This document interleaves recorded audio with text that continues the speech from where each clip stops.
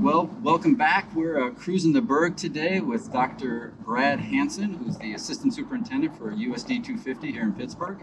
So we always start off a little bit by asking you to tell us a little bit about yourself and maybe even your family if you're willing to.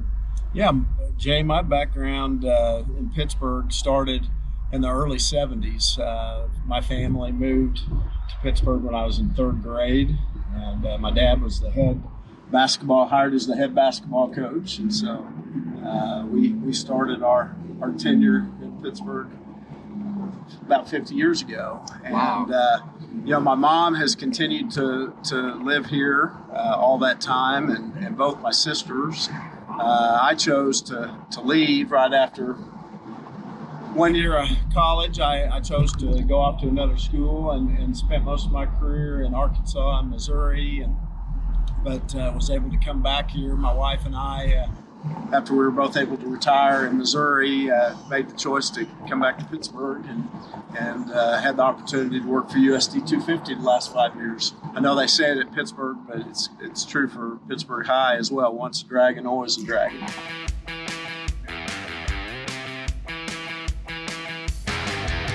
So we're coming up here on Lakeside Park.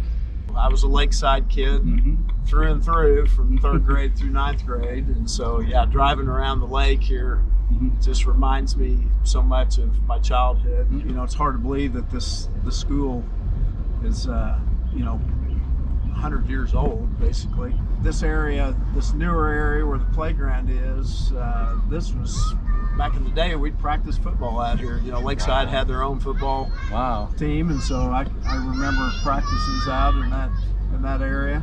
You know, this past bond issue, we added, that's been 5 years ago, but we added a safe room for tornado shelter, which is our new cafeteria. Even though it's a 100-year-old building, it's an outstanding building. You know, my mom was a vocal music teacher here.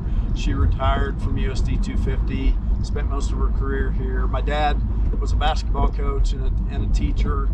He only taught 3 years here, and then he left. I just always had that love for teaching, and so I really never considered anything else. Went to Pitt State first year and went into the education major area, and then decided I wanted to get away from home like a lot of kids do, and had a friend that was going to school down in Central Arkansas, and followed them down there and finished up my degree there and got a job in Central Arkansas and spent 10 years coaching and teaching in that area, then moved a little closer to Missouri, Southwest Missouri, and spent 16 years in one district and 8 in another district in Missouri, and then was able to come back here towards the end of my career. So we're driving by a location that the building's no longer there, but it is something that almost everyone speaks of fondly. It's the 1106. Yeah. So now, where was it exactly? I think right somewhere right in here. You know, I just have a lot of memories, like all natives of Pittsburgh do, of eating an 1106 burger. Just that Daylight Donuts has been there forever. I remember picking up donuts as a kid at Lakeside and at PHS. When I was a kid, we had open lunches. Oh, so you could just take off. So we would head down to Taco Bell and Burger Chef and all the restaurants here south of town, because that's where most of them were at that time. And I used to tell people that coming from PHS down Locust, I think it's Locust Street, was almost like the Audubon. Back in the late 70s and 80s, when the bell rang for lunch, it was who could get there first. Down here at Jefferson and Broadway, there was where Mazzio's used to be Ken's Pizza. So that was kind of the hangout for kids, especially those that couldn't drive. And then when you got to the point where you could drive, then it was Dragging the Gut. When I grew up, I think my graduating class had about 210 to 220, and now our graduating classes are in that 240, 250 range in most cases. So Pittsburgh's grown, over the last several years. We're actually growing quite a bit now over the last 5 to 6 years. And so, it just shows the vitality of the community and what we have to offer here. In the last 50 years to 100 years, Pittsburgh schools have been outstanding. In my part, the last 5 years, I've been so impressed with the opportunities that our kids have. Speaking of that, we're pulling up on the middle school now. Well, this west end of the middle school probably had not been, 80% of it had not been utilized in 25 to 30 years. Wow, that long. I didn't know that. And there's places in town that are so historic. And, with this thing sitting right on Broadway, right there next to the football stadium, it's iconic. Now, if you want to talk about iconic locations, this field is iconic. Oh, absolutely. So what's been your experience in this field for, because the high school is out, off on 4th Street, but they play their games downtown, it just lights up the downtown at night. Absolutely. And I'm sure there's been talk by people over the years, well, why don't you locate a football stadium out at the high school? Mm-hmm. Well, this is the iconic location. This is where it's at. When Rich and I got here 5 years ago, we went through a strategic planning process with the community, and one of the things we heard loud and clear was that the community really wanted to partner with us. And sometimes schools they kind of hold the public at arm's length. But we've really tried to embrace the community, tried to develop those relationships with the city, with Pitt State, with all of our local businesses. And what we found is some really, really good partnerships. I mentioned Block 22. We've got a program out there called Launch. And Launch is a program that we brought in that helps juniors and seniors kind of test drive, get a sense of what their future career might be like and what it takes to be successful in their future career before they go off to college and start spending money on that career. And another program that I've worked directly with you on that really I think has been able to make some headway is the DragonNet system. Well, not every kid has a computer at home, and not every kid has access to good quality internet. We've created that DragonNet network, and so our kids that live in the city limits of Pittsburgh, if they want free access to internet for their school purposes, they've got it here. I still call this the new high school, but we moved out here in January of '80, and so it's hard to believe that this building's 43 years old. It looks great. For those that graduated and went to school here in the past, about 5 years ago, we completed as part of that bond process. The front entryway looks a lot different. The office complex. I always get comments from people who come to ball games and they're like, "Oh my gosh, this is so cool!" When you walk into the building, because we changed it. We made it more safe. We added a safe room and a new cafeteria. I think 40 plus years ago, that building was initially built for probably 700 to 750 kids. That's about what we had in those days. We're over 1,000. I think the point there is that we've got to be prepared for growth, because we've added on here, we've added on at all of our elementary schools, and now we're adding on at the middle school, and we need to be thinking what's next on the horizon, because if we continue to grow, there's going to be continued need of more bond issues to be able to you're going to need another elementary school. Yeah, There's just no yeah. That's where we're busting at the seams right now at most of our elementaries, and so that's probably the next step.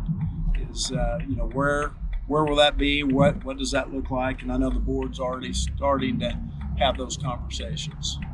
I have to mention that there's still a tournament named after your dad. I have to thank Kylie Rolfs and Jeff Staley. When I came on board 5 years ago, they said, "Hey, we've been thinking about this, and what do you think?" And I said, "Well, I think it's really, really nice." He called me one day. He said, "Hey, I'm thinking about applying for the middle school girls basketball coach. What do you think?" I said, "Hey, the worst they can do is tell you no." In the back of my mind, I'm thinking they're not going to hire a 70-year-old guy. Well, they did, and my dad just lived and breathed it. And so I think that's really where he made his name.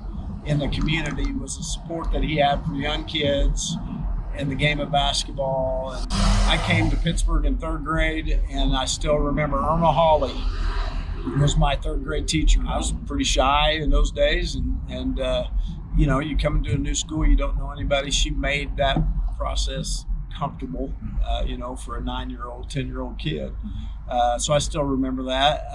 And you know the impact a teacher can have. Oh, absolutely. I had a lady that eventually became a principal in USD 250, Phyllis Scores. Her name wasn't Scores when I had her as a 5th grade teacher, but still remember those days. You know, I have memories of middle school teachers, Bert Van Leeuwenk. Some people remember Bert, math teacher, and Tony Keller. I remember my coaches from middle school for sure. Lee Nelson, who was a good family friend, and Terry Verdugo and Jack Parsons.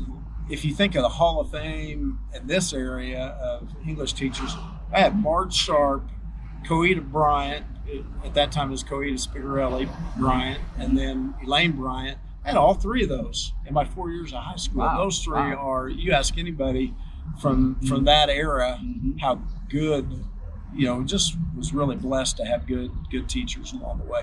I need to tell everyone that's listening to this that you are retiring this year. So, well, I fail in retiring because, you know, I failed. I retired. I was able to retire from the Missouri teacher retirement system 5 years ago, which gave me the opportunity to come here. Really what I'm retiring from is just the day-to-day grind. I shouldn't say grind because it's not a grind, but it's just a day-to-day operation of working in the school business. You know, especially at the district office level, you're pretty far removed from the kids on a day-to-day basis. So it's the business part of it. So I'm stepping away from that, and my next role is I'm going to be an area supervisor for the state Department of Ed in Missouri. They're going to let me live in Pittsburgh, so I still intend to stay close and stay involved in some of the boards and community things that I serve on. But because hey, got 3 grandkids here, that I really appreciate the board giving me the opportunity to come back and serve for these last 5 years. And really to Rich Prophet, our superintendent. Not every superintendent would take a chance on his or her second in command, somebody had never met before. You and Rich have definitely made an impact in a very positive way in Pittsburgh. And although we're sorry to see you go, we're glad you're still going to be around. Absolutely. Yeah. And no, Jay, I appreciate the ride today and the opportunity to share a little bit of my story, and just can't say enough how much I love the city of Pittsburgh, and just have enjoyed my time here. Probably wish that I wouldn't trade my experiences for the world, but in some ways I wish I would have been here all 40 years to see it go. Well, I know we do. Yeah. So thanks for today, and thanks for coming to Pittsburgh and staying. You bet. Thank you. Thanks.